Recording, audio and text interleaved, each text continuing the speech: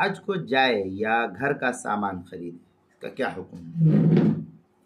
چنانچہ اگر کسی شخص کے پاس حج کے بقدر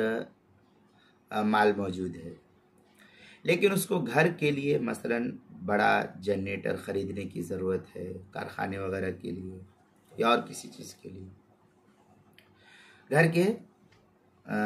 سامان اس کے لیے ضرورت کے ہے اور اس کو خریدنے کی ضرورت ہے، تو اگر حج کا وقت آ گیا تو جنریٹر نہ خریدے، یا گھر کا کوئی سامان ہے جس کے بغیر کام چل سکتا ہے تو اس کو نہ خریدے، بلکہ پہلے حج کر کے آئے،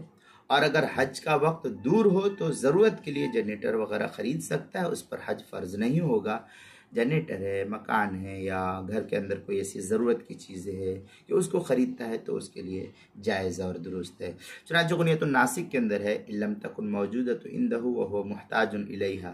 یقدم الحاج علیها ان حضر وقت خروج اہل بلده فلا يصرف المال الیها۔ اس طریقے کی عبارت جو ہے غنیۃ الناسک کے صفحہ 20، اسی کے ہم مثل عبارت منحت الخالق جو البحر الرائق کے حاشیے پر ہے، جو زکریا بگٹی پور دیوبند کا ہندی نسخہ ہے، اس کی دوسری صفحہ 549 فتاوی ہندیہ پہلی جلد صفحہ 217 بدائع الصنائع جو زکریا بگٹی پور دیوبند کا ہندی نسخہ ہے، اس کی